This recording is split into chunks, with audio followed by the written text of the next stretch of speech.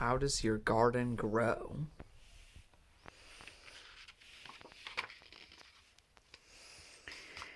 One sunny morning, while Puddle and Opal were having breakfast, Toot was getting ready for his trip to Mexico. My taxi to the airport will be here soon, said Toot. Before you go, Puddle said, let's tell Opal the surprise. What is it? She asked.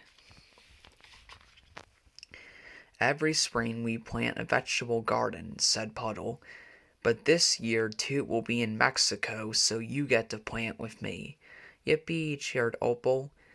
And I'm going to find a vegetable in Mexico, one we've never planted before, and that I'm allowed to bring home, Toot said. A taxi honked outside. That's my cab, he announced. Have a great trip, said Puddle. After breakfast, Puddle and Opal went outside. What's that? She asked, pointing to Toot's pail. Scraps for the compost bin, he explained. Compost is made of dead leaves, grass, and fruit and veggie scraps. That sounds kind of yucky, said Opal. It's actually very helpful, Puddle said.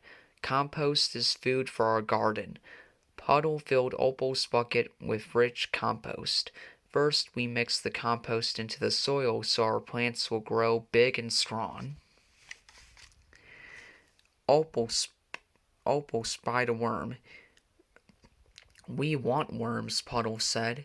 They help plants grow by moving the soil around and putting fresh air into it. Thanks for your help, Mr. Worm, said Opal. They marked the rows with stakes and string. Now for the best part, we plant, Puddle said. He showed Opal how to dig a hole, place the plant inside, and fill the hole back in the dirt. Opal planted a whole row of cucumber plants. When she was done, she proudly showed Puddle her work. Now I wonder what kind of Mexican vegetable Toot will bring back, she said. In Mexico, Toot was shopping in a fruit and vegetable market. At one of the stalls, he found something interesting. It tastes sweet, kind of like a sweet potato, said Toot. This is perfect. Back at Pocket Howl, Puddle and Opal were regularly watering the garden and each other. One morning, Opal went out to check her garden, but was surprised to find it was gone. Oh no, what happened to the plants? She exclaimed. Looks like they were crunched for lunch, replied Tulip. Opal ran to get Puddle.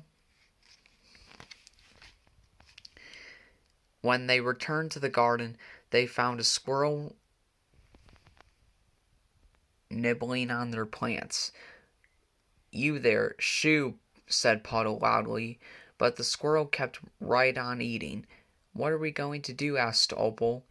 I think I have an idea, Puddle said. He placed a large, noisy wind chime in the garden.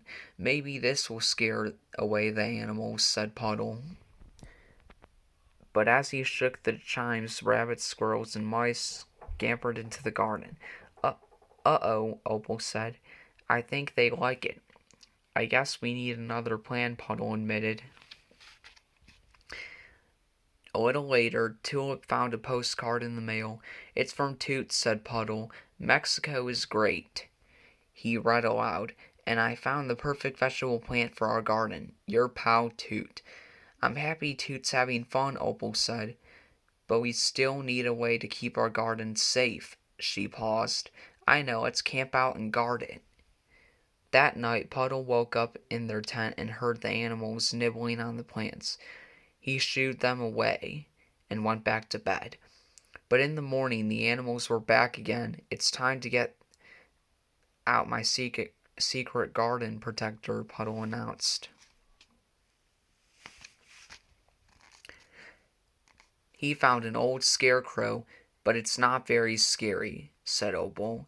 Wait, I have another idea.